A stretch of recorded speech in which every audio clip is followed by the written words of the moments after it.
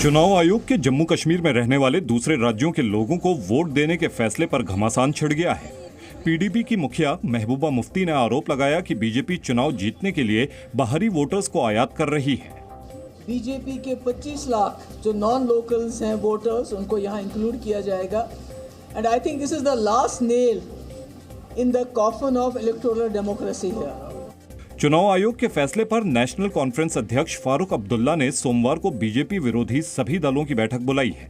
फारूक अब्दुल्ला के बेटे और जम्मू कश्मीर के पूर्व मुख्यमंत्री उमर अब्दुल्ला ने ट्वीट किया कि क्या बीजेपी जम्मू कश्मीर के असली मतदाताओं के समर्थन को लेकर इतनी असुरक्षित है कि उसे सीटें जीतने के लिए अस्थायी मतदाताओं को आयात करने की जरूरत है। जब जम्मू कश्मीर के लोगों को अपने मताधिकार का प्रयोग करने का मौका दिया जाएगा तो इनमें से कोई भी चीज बीजेपी की मदद नहीं करेगी। अपने ऊपर लग रहे आरोपों पर बीजेपी ने पलटवार किया। जो लोग यहाँ पर जिनसे हम काम लेते हैं, यहाँ पर काम करते हैं, उनको वोट का अधिकार क्यों नहीं? एक भारत श्रेष्ठ भारत का जो नारा है, कश्मीर हो या गुवाहाटी, अपना देश अपनी माटी, इस प्रकार की सोच लेकर के चलना चाहिए। चुनाव आयोग के मुताबिक इस बार केंद्र शासित जम्मू और कश्मीर में 25 लाख नए वोटर जुड़ेंगे। 2014 में हुए चुनाव में पीडीपी को 28 और बीजेपी को 25 सीटें मिली थी। रोहिंग्या शरणार्थियों को मकान देने के मुद्दे पर दिल्ली की सियासत गर्म है। केंद्रीय मंत्री अनुराग ठाकुर ने आरोप लगाया कि दिल्ली की अरविंद केजरीवाल सरकार रोहिंग्या शरणार्थियों को मुफ्त फ्लैट देना चाहती थी। उन्होंने कहा कि आम आदमी पार्टी पहले से ही रोहिंग्या को मुफ्त पानी, बिजली, राशन देती है।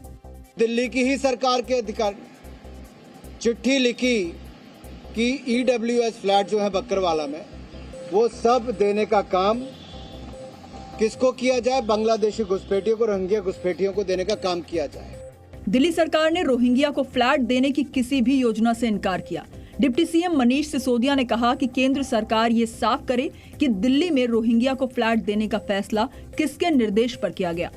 दिल्ली की चुनी हुई सरकार से छिपाकर, और अगर केंद्र सरकार भी ऐसा मानती है कि रोहिंग्याओं को नहीं बसाना है, फ्लैट नहीं देने, तो फिर केंद्र सरकार के भी रुख के खिलाफ जाके ये डिसीजंस किसके कहने पे लिए जा रहे थे, कौन ले रहा था? महाराष्ट्र के रायगढ़ में समुद्र किनारे एक बोट में 3 AK-47 राइफल और कारतूस मिलने से सनसनी फैल गई। खबर मिलते ही ATS और कोस्ट गार्ड की टीमें एक्शन में आ गई। कोस्ट गार्ड के जवान हेलीकॉप्टर से बोट पर उतरे। जांच में पता चला कि इस बोट की मालकिन ऑस्ट्रेलिया की एक महिला है। बताया गया कि ये बोट समुद्री सुरक्षा कंपनी नेपच्यून मैरीटाइम सिक्योरिटी की है। कंपनी ने माना कि AK-47 राइफलें भी उसी की हैं। कंपनी के मुताबिक ये बोट 26 जून को मस्कट से यूरोप की यात्रा पर थी, तभी इसके इंजन में खराबी आ गई। इसके बाद बोट में सवार लोगों का रेस्क्यू किया गया और बोट समुद्र में ही छूट गई थी। उस कोरियन नेवी के शिप ने इन सभी लोगों को रेस्क्यू किया और रेस्क्यू करने के बाद उनको ओमान को सुपुर्द किया। उस समय हाई टाइड होने के कारण इस बोट को उसका टोइंग नहीं किया जा सका। रायगढ़ में इसके बाद एक और बोट भी मिली है जिसमें लाइफ जैकेट और कुछ दस्तावेज मिले हैं। जांच एजेंसियां पूरे मामले की छानबीन कर रही हैं। मैंने बोट के अंदर जाके देखा, सामान अभी है उसके अंदर, जो कागज वगैरह थे वो हमने ले लिए। मध्य प्रदेश की आर्थिक अपराध शाखा यानी EOW ने जबलपुर में RTO संतोष पाल के कई ठिकानों पर रेड की। EOW को संतोष पाल के पास आय से कई गुना अधिक संपत्ति होने की जानकारी मिली थी। छापे में पता चला कि संतोष पाल के पास आय से 650% ज्यादा संपत्ति है। EOW को संतोष पाल के घर से 16 लाख रुपए नकद और सोने चांदी के जेवर भी मिले। छापेमारी के दौरान EOW को संतोष पाल के 6 मकानों के पेपर भी मिले। शहर के पौष इलाके में पाल का 1.4 एकड़ का फार्म हाउस भी है। आरोप है कि संतोष ने काली कमाई से अपने घर में स्विमिंग पूल और मिनी थिएटर तक बनवा रखे हैं। प्रकरण पंजीबद्ध करने के उपरांत इनके निवेश और संपत्तियों की जानकारी को जुटाने के लिए माननीय न्यायालय से सर्च वारंट प्राप्त करके सर्च कार्रवाई कल रात में 3 टीमों के द्वारा अलग अलग स्थानों पर शुरू की गई है, तो मौके पर भी जारी है। EOW की रेड में संतोष पाल की कई और संपत्तियों और निवेशों के बारे में भी जानकारी मिली है, जिसकी जांच अभी चल रही है। प्रवर्तन निदेशालय ने बाहुबली नेता मुख्तार अंसारी के परिवार और करीबियों के ठिकानों पर छापेमारी की।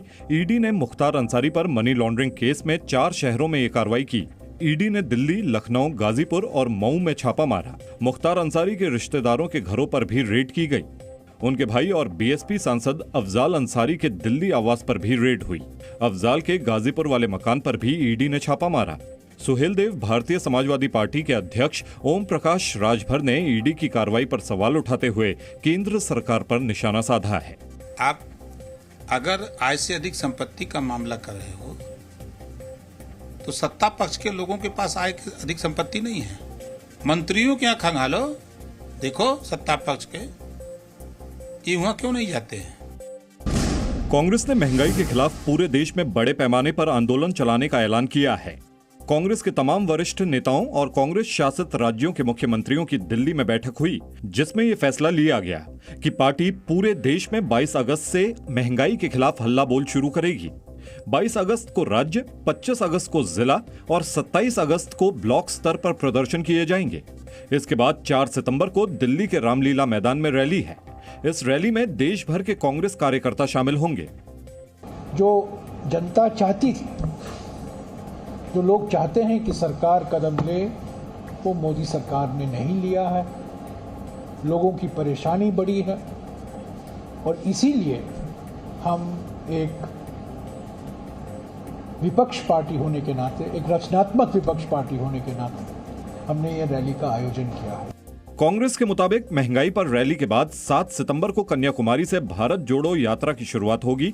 3500 किलोमीटर लंबी ये यात्रा 12 राज्यों से होकर गुजरेगी और 150 दिन में पूरी होगी।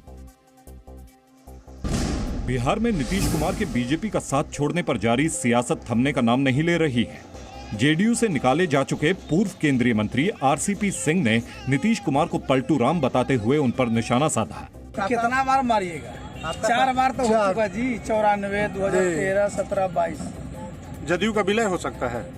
वो तो करेंगे, उनके पास ऑप्शन क्या है जी? वो तो बिल्कुल शरणम गच्छामी हो चुके, तो उसका बचता क्या है? जेडीयू अध्यक्ष लल्लन सिंह ने पलटवार करते हुए आरसीपी सिंह को बीजेपी का एजेंट तक बता डाला।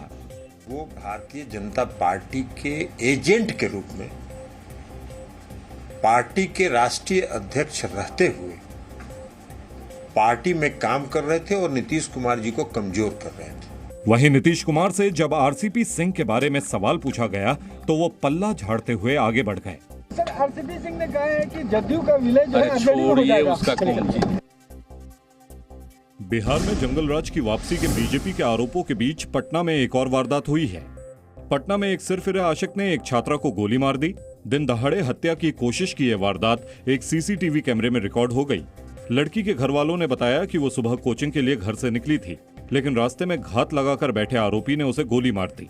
छात्रा की गर्दन में गोली लगी है और उसको इलाज के लिए अस्पताल में भर्ती करवाया गया है। हम तो बाजार गए थे, बाजार तो फोन किया था, फोन से तुरंत चला गए। कोचिंग जा रही पर है, कोचिंग जा रही है। पुलिस के मुताबिक ये मामला एक तरफा प्रेम प्रसंग का है। आरोपी को गिरफ्तार करने के लिए पुलिस छापेमारी कर रही है। छात्रा का उसके साथ प्रेम प्रसंग चलता था, लेकिन किसी कारणवश 4 दिन पहले उनका ब्रेकअप हो गया था, लड़ाई हुई थी जिसमें उसको को जान मारने की धमकी दी थी और छात्रा ने उसको पहचाना भी है और उसकी गिरफ्तारी का प्रयास किया जा रहा है।